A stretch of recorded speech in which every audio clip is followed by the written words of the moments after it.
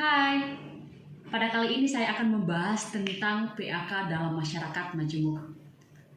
Kita tahu bersama bahwa Indonesia merupakan negara majemuk di mana terdiri dari beragam macam suku, ras, budaya, adat istiadat, bahasa serta agama yang berbeda.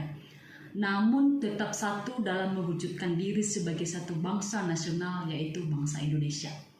Kemajemukan yang ada di negara ini merupakan suatu keindahan, namun juga dapat menjadi sebuah pemicu permasalahan. Daniel Stefanus mengatakan bahwa hidup di tengah-tengah orang yang beragama maupun yang menganut kepercayaan lain dapat menjadi sebuah persoalan. Nah, keadaan seperti itu merupakan keadaan yang tidak mengejutkan bagi kita sebagai masyarakat Indonesia, di mana hubungan antar umat beragama seringkali menjadi suatu persoalan atau suatu pemicu konflikan yang bisa saja dikatakan sampai saat ini tidak selesai. Sebagai contoh adalah masalah keyakinan dan kehidupan beragama. Di dalam kepelbagaian tersebut, identitas seseorang menjadi pembeda dan ciri yang unik, di mana identitas merupakan bagian yang melekat pada diri seseorang, yang artinya suatu atau sesuatu yang menunjukkan kepada diri. Pengenalan diri yang dapat membantu kita untuk mengenali kelompok masyarakat tersebut. Misalnya dalam suku Nias, pakaian dan bahasa menjadi identitas yang memudahkan orang lain untuk mengenali bahwa ini adalah orang Nias. Contoh lainnya adalah masyarakat Jawa. Logat menjadi identitas yang menunjukkan bahwa orang tersebut adalah orang Jawa. Nah, di Indonesia, Cilebab menjadi identitas bahwa orang tersebut beragama Islam. Nah, identitas yang sebenarnya tidak hanya dilihat dari identitas yang sifatnya umum, tetapi identitas yang bersifat khusus yang menyangkut sifat tersendiri yang dimiliki dan melekat pada setiap individu. Demikian pula di dalam kita sebagai orang Kristen, di dalam kehidupan kita sebagai orang Kristen, di mana kehidupan Kristen memiliki identitas sendiri yang membuat berbeda dengan agama yang lain. Identitas ini bukan untuk sesuatu yang akhirnya kita menyombongkan diri, tetapi untuk menjadi tuntutan bagi orang Kristen agar senantiasa menyatakan identitas itu sehingga dapat dilihat dan menjadi panutan oleh orang-orang di luar non-Kristen. Bagi setiap orang Kristen ada dua identitas yang harus ditampilkan dengan jelas, yaitu hidup dengan kasih. Di dalam Yohanes 13 ayat 35, Yesus berkata kepada murid-muridnya, "Dengan demikian semua orang akan tahu bahwa kamu adalah murid-muridku, yaitu jikalau kamu saling mengasihi." Yesus memberikan penekanan bahwa ciri orang Kristen adalah harus mengasihi. Rasul Paulus juga memberikan pengertian atau wujud kasih secara nyata, yakni kasih itu sabar, murah hati, tidak cemburu, tidak memegahkan diri, tidak sombong, dan tidak suka marah, dan lain sebagainya. Melakukan perbuatan kasih bukan saja semata untuk ingin berbuat baik, tetapi harus benar-benar memiliki hati yang penuh belas kasihan dalam menolong orang lain. Ada rasa sepenanggungan dengan orang lain ketika melakukan hal tersebut. Kasih merupakan perintah Yesus kepada setiap orang percaya. Itu kita bisa melihat di dalam Yohanes 13 ayat 34, yang artinya tanda atau identitas yang dimiliki oleh semua orang atau semua pengikut Kristus adalah memiliki kasih. Kasih menjadi identitas yang menciptakan suasana yang menarik dalam lingkungan kelompok atau masyarakat. Kasih itu juga seumpama roh yang mendorong dan menguatkan seseorang untuk melakukan kebaikan bagi sesama manusia dalam kerangka kemajemukan. Hal yang membuat kasih orang Kristen berbeda dengan kasih orang non-Kristen adalah mengasihi musuh. Tuhan Yesus mengajarkan kasih seperti yang tercatat di dalam Matius 5 ayat 39. Demikian, "Tetapi aku berkata kepadamu, janganlah kamu melawan orang yang berbuat jahat kepadamu, melainkan siapapun yang menampar pipi kananmu, berilah juga kepadanya pipi kirimu." Mengasihi musuh merupakan identitas yang seharusnya melekat dalam kehidupan orang Kristen. Salah satu contohnya adalah tentang orang Samaria.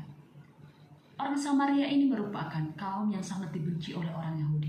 Tetapi apa yang Yesus lakukan pada saat itu? Yesus justru memakai kaum ini untuk menunjukkan kasih yang besar, kasih yang tidak bersyarat tetapi akan memberikan dampak positif bagi orang lain. Yang kedua, menjadi garam dan terang dunia. Di dalam Matius 15 ayat 13-16 dikatakan, kamu adalah garam dunia. Jika garam itu menjadi tawar, dengan apakah ia diasinkan? Tidak ada gunanya selain dibuang dan diinjak orang. Kamu adalah terang dunia. Kota yang terletak di atas gunung tidak mungkin tersembunyi. Lagi pula orang tidak menyalakan pelita lalu meletakkannya di bawah gantang, melainkan di atas kaki dian, sehingga menerangi semua orang di dalam rumah itu. Demikianlah hendaknya terangmu bercahaya di depan orang, supaya mereka melihat perbuatanmu yang baik dan memuliakan Bapamu di surga. Ayat tersebut menunjukkan ada dua hal. Yang pertama, orang Kristen diumpamakan sebagai garam. Jika garam itu tawar, maka tidak akan ada gunanya selain diinjak orang. Demikian juga orang Kristen, jika tidak berbuat sesuatu yang bermanfaat bagi masyarakat sekitarnya, maka tidak ada gunanya selain dipandang sebelah mata dan tidak dianggap sama sekali oleh orang lain. Yang kedua, orang Kristen diumpamakan sebagai terang. Jika terang itu diletakkan di bawah gantang, maka tidak akan berguna. Tetapi jika diletakkan di atas kaki dian, maka akan berguna sebagai penerang bagi seisi rumah. Sama halnya kita sebagai orang Kristen, ketika tidak menjadi teladan bagi keluarga dan lingkungan sekitar, maka hidup kita tidaklah bermanfaat oleh karena kita tidak menghidupkan Kristus dalam diri kita, dan sehingga membuat orang lain tidak mengenal Kristus itu di dalam diri kita. Sebaliknya, ketika kita menjadi teladan bagi keluarga kita, di lingkungan sekitar kita, maka hidup kita lah sangat bermanfaat. Hidup kita menjadi berkat, sehingga orang lain dapat melihat Kristus di dalam kehidupan kita. Kita tahu bersama bahwa agama Kristen merupakan kaum minoritas di bangsa ini. Oleh sebab itu, kita sebagai orang Kristen harus menjadi teladan yang baik melalui penyataan jati diri kita sebagai orang yang takut akan Tuhan, sehingga dapat menjadi teladan hidup yang benar bagi orang lain. Dalam hal ini, kita sebagai pendidik Kristiani memiliki tugas dan tanggung jawab dalam mengimpartasikan kasih Tuhan kepada anak didik kita, sehingga anak didik kita dapat menjadi garam dan terang di lingkungan sekitarnya, baik itu di sekolah maupun di luar sekolah. Beberapa hal yang dapat kita lakukan sebagai pendidik terhadap anak didik kita, supaya anak didik benar-benar merasakan kasih tersebut, yakni dengan mengenal pribadi anak terlebih dahulu, latar belakang si anak, lingkungannya, dan gaya belajarnya itu seperti apa. Setelah itu, kita sebagai pendidik tidak cukup hanya sekedar mengajar di sekolah dengan durasi waktu pertemuan yang hanya 60-120 menit dalam waktu 3 kali seminggu. Sebagai pendidik Kristen, harus benar-benar menjadi seorang pendidik yang handal bagi anak-anak, menjadi teman, sekaligus menjadi tempat ternyaman buat anak-anak. Lalu dengan cara apa pendidik melakukan hal tersebut?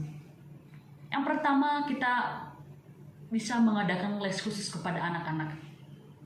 Menemani mereka untuk belajar di luar jam sekolah, bermain bersama, berfellowship bersama, dan meluangkan waktu untuk mengajak mereka jalan-jalan, berenang, dan sebagainya. Sehingga mereka bisa merasakan bahwa kita bukan hanya sekedar mendidik mereka seperti pendidik pada umumnya, namun mereka bisa merasakan sentuhan, perlindungan, dan cinta kasih dari kita sebagai pendidik. Dengan demikian, kita bisa membawa anak-anak dalam mengalami proses perubahan hidup menjadi anak yang berkualitas, membawa mereka berpusat pada Kristus melalui aspek pengenalan, pengertian, dan pemahaman terhadap kehendak Allah. Membawa mereka untuk mentaati dan mengasihi firman Tuhan, mendidik mereka untuk hidup bergantung pada Kristus dan bukan pada keadaan. Membawa mereka untuk memiliki hubungan yang harmonis dengan Tuhan, saudara seiman, dan sesama di tengah-tengah kemajemukan suku, agama, sosial, dan budaya yang ada di sekitarnya. Itulah pentingnya mengapa kita sebagai pendidik Kristiani harus banyak berinteraksi, harus banyak waktu dengan anak didik, serta menjadi teladan bagi anak-anak didik kita. Sebab Kau Bapa,